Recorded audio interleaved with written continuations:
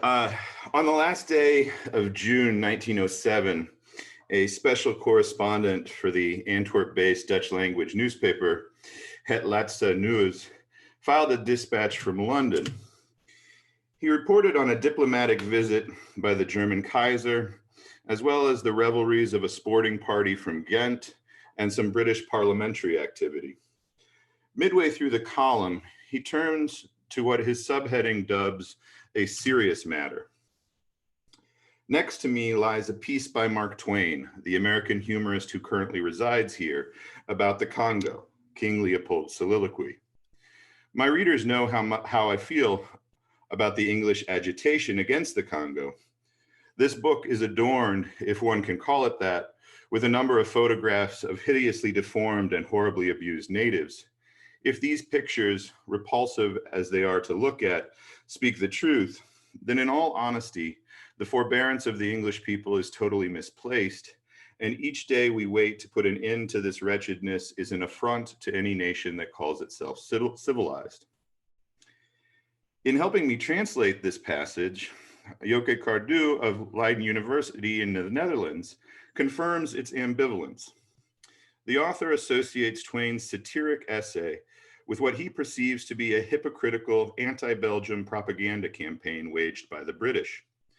The party line, recited ad nauseum by loyalists, was that there was nothing happening in the Belgian Congo, which had not already happened in British India. But this correspondent, who signs his dispatches Moritz, also concedes that Twain's pamphlet works upon him as no preceding reformist literature has. While still holding on to some desperate hope that the evidence contained within King Leopold's Soliloquy will prove to have been falsified, he resigns himself to the possibility that the most sensational atrocities of which his nation has been accused may turn out to be true. Moritz refers to the seriousness of Twain's pamphlet, and yet the unseriousness of its author, a humorist. It is tempting to regard this as what Jim Carone calls the pernicious use of humorist. Deployment of the term in association with a work which is not funny, thus signaling that the author's efforts are at odds with his nature. The implication could be, like the contemporary charge that athletes should stick to sports, a humorist should stick to jokes. Among the evidence Carone cites in support of his argument happens to be a series of American reviews of King Leopold's Soliloquy.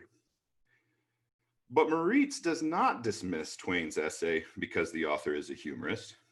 Rather, he suggests more credence is due to Twain's work than to that of British polemicists who Twain is openly collaborating with and liberally quoting from.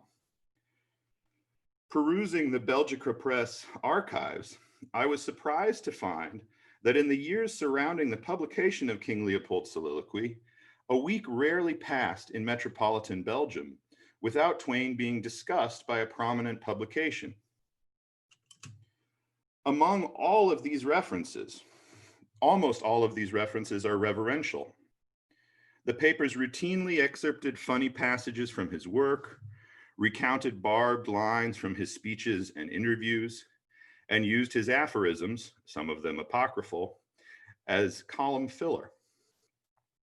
The impression one gets is that Twain was enormously popular in Belgium, at least with the press, and that his comedic talent made his political positions more worthy of attention, not less. Moritz himself describes Twain's arrival in London 2 weeks earlier, expressing admiration for the American humorist, and testifies that his feelings are widely shared, both by the London press corps and by readers back in Belgium. Moritz is genuinely shocked by Twain's unflinching representation of genocidal violence in the Congo. He does not respond, however, as the American critics Carone cites do, by expressing his wish that the humorist would return to his native calling. Rather, he admits that Twain's satirical essay has caused him to reconsider a deeply held position. The few scholars who have published substantive analysis of King Leopold's Soliloquy commonly charge that the essay was ineffective as both literature and polemic. sometimes citing the poor US reception Cologne chronicles. But it is possible that the dissonance between Twain's durable reputation as a comic artist and the incendiary content of his anti-imperialist writings was, in fact, what made them compelling for many international readers like Moritz. Attempts to resolve this dissonance are a consistent feature of the global reception of King Leopold's soliloquy. What I would like to ask in the context of our symposium is why this dissonance made Twain's polemic more persuasive to Europeans, on aggregate, than preceding exposés of the Belgian Congo, produced by journalists, diplomats, sociologists, and missionaries. As a correspondent in London, Moritz was familiar with but unmoved by the many published condemnations of Congolese atrocities. Yet the satiric frame Twain builds around the same materials, which had been circulated by the Congo Reform Association on many previous occasions, somehow prevents Moritz from dismissing them as fake news, as he had done before. Why was Twain's essay less susceptible to colonial denialism? The stakes of this question are twofold for me.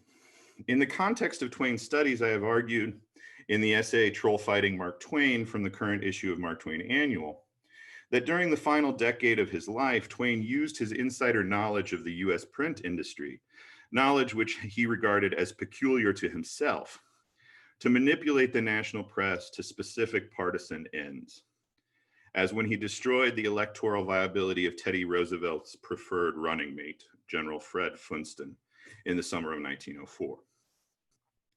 Twain increasingly regarded his mass media expertise as unique.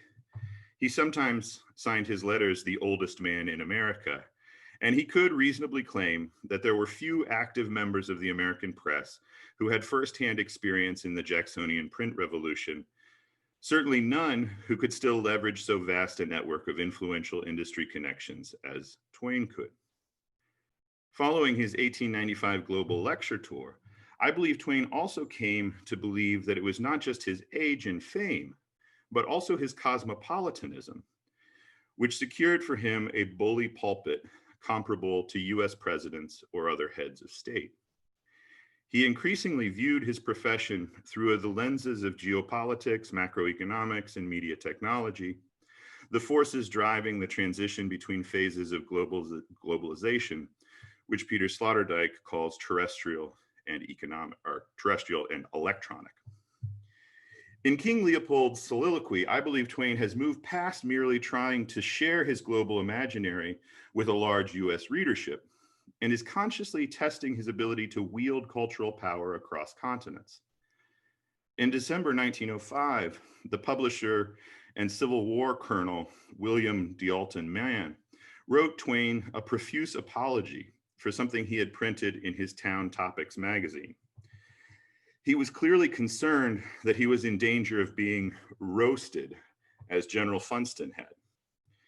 Twain did make him sweat across a series of letters, but told his secretary, "That colonel isn't big enough game for me, so he needn't be scared.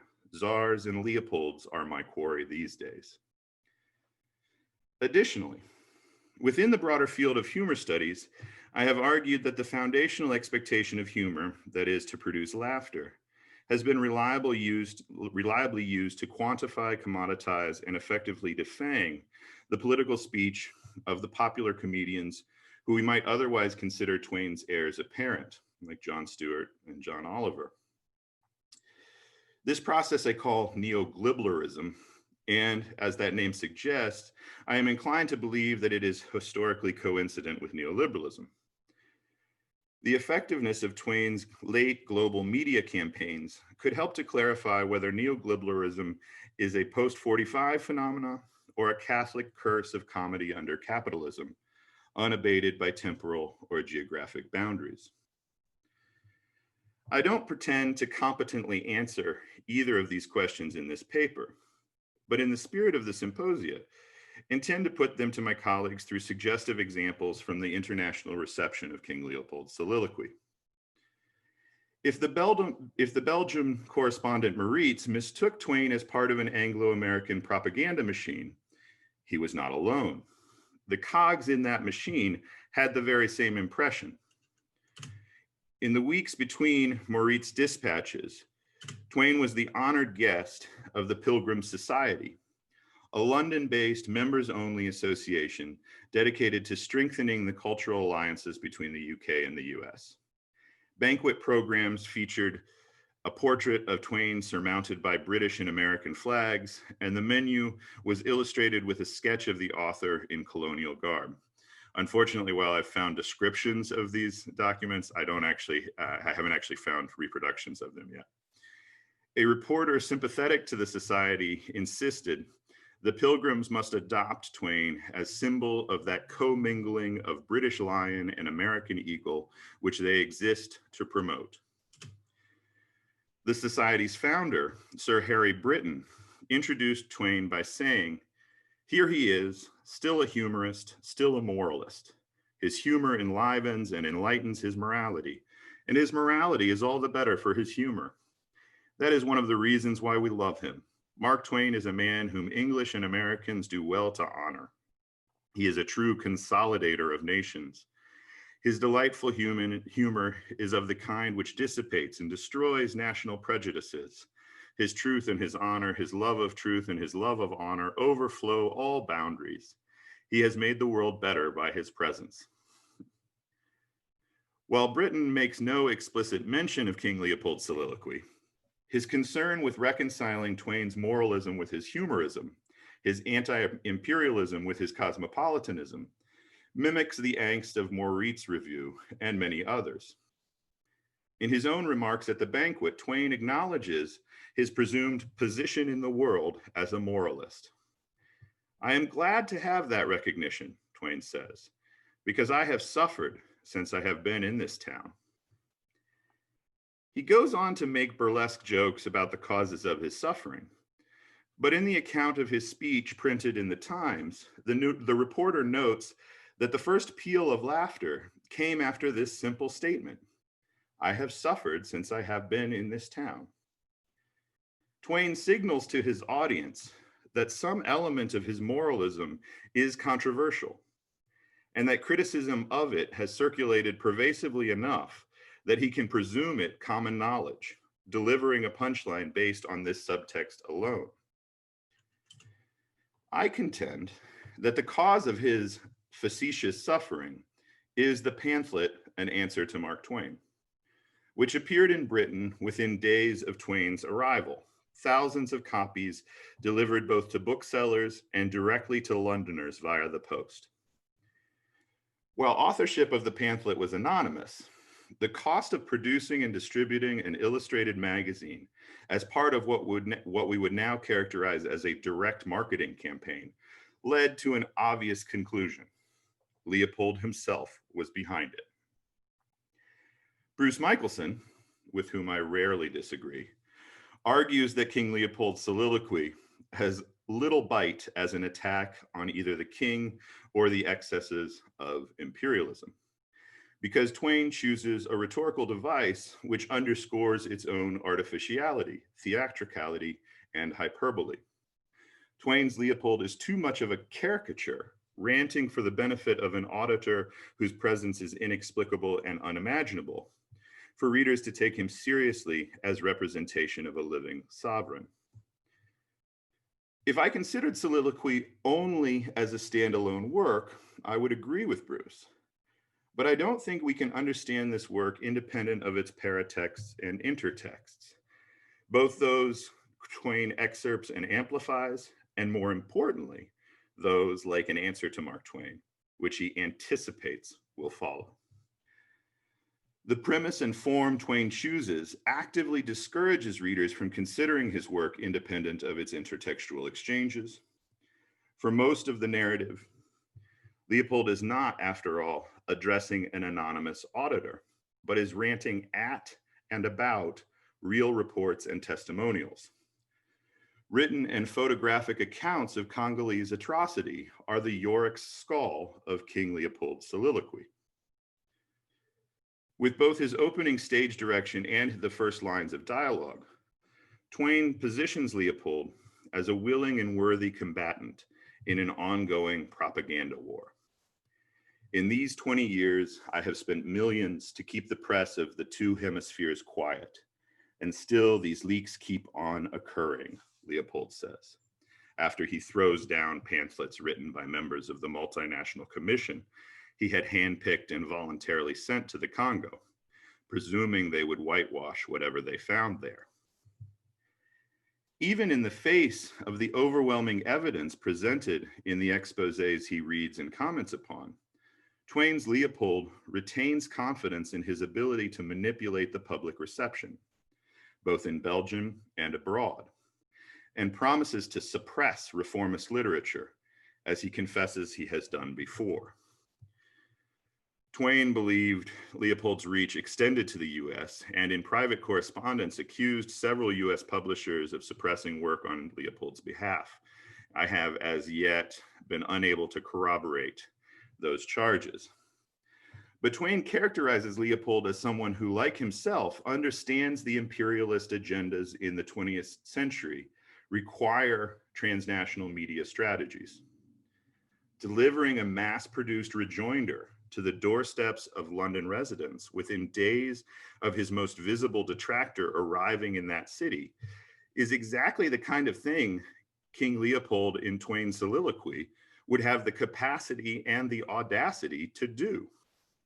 Twain's Leopold may be a caricature of a tyrant, but an answer to Mark Twain is what one would expect the caricature of a tyrant to create in response to the offense of being caricatured. It raises a question which I think could be pertinent in our millennial moment. If the sovereign imitates a cartoon, are cartoons then a realist aesthetic? Somehow, the authors of An Answer to Mark Twain failed to recognize that as the premise of the work to which they were responding had been ventriloquizing King Leopold's self-justification, they should painstakingly avoid deploying the self-justifying terms and logics contained within that ventriloquy.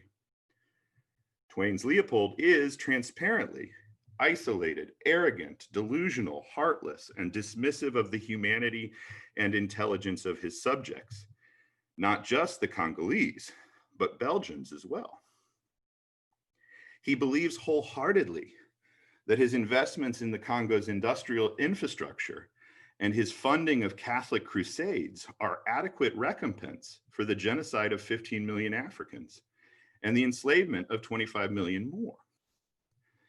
To ratify any part of this characterization is to risk legitimizing it and inviting readers to conflate King Leopold in the flesh with the fictive Leopold Twain has created.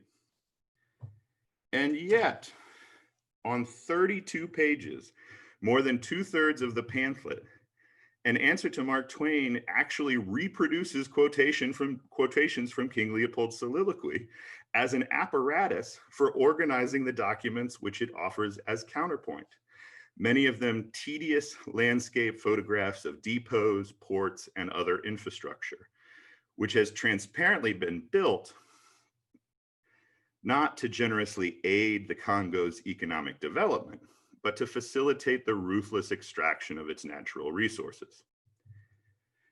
Eager to respond to the affecting Kodak photographs from Twain's pamphlet in kind, the producers of An Answer to Mark Twain pile on the images, making their publication more expensive in the process. But where King Leopold's soliloquy offers a collage of mutilated children, An Answer to Mark Twain says, "Look at these bridges." It's exactly the kind of tone-deaf equivocation one would expect from a cartoon tyrant who describes himself, when Twain makes him, as head foreman and superintendent of the Congo state, making commerce free and fetterless to the merchants and traders of all nations. Just as Twain had previously goaded General Funston to break his promise to President Roosevelt and engage in a flame war to the delight of the American press, Twain now lured the Belgian sovereign into a very poorly conceived propaganda war, waged on foreign terrain where Twain was far more popular than he was. Rather than reconcile humorism and moralism, as Britain does, a reviewer for the Western Mail, headquartered in Cardiff, asserts, nowadays Mark Twain is a moralist rather than a humorist, a force making for morality more than for laughter. Not that the older qualities have been lost. They have merely been submerged and jut out here and there with all their former force. The Western Mail reviewer found the method of King Leopold's soliloquy ingenious, and he called the pamphlet famous. But conspicuously, this glowing review does not appear until more than 2 years after the first edition of King Leopold's Soliloquy. It comes 1 month after the circulation of An Answer to Mark Twain. Due to his inability to leave Twain's provocation unanswered, Leopold has unintentionally bankrolled a massive direct marketing campaign for Twain's soliloquy. It was, after all, impossible to evaluate the cogency of An Answer to Mark Twain without seeking out the charges it was answering. All the proceeds from King Leopold's soliloquy, Twain had arranged to be donated to the Congo Reform Association, the primary organ lobbying for diplomatic intervention in the Congo. So, publishing An Answer to Mark Twain was not only a giant expenditure of the king's public relations capital, it also directly resulted in replenishing the coffers of the philanthropic organization King Leopold most feared and detested. As a reviewer for the Australian Daily News puts it, never was irony used with more effect. Thank you.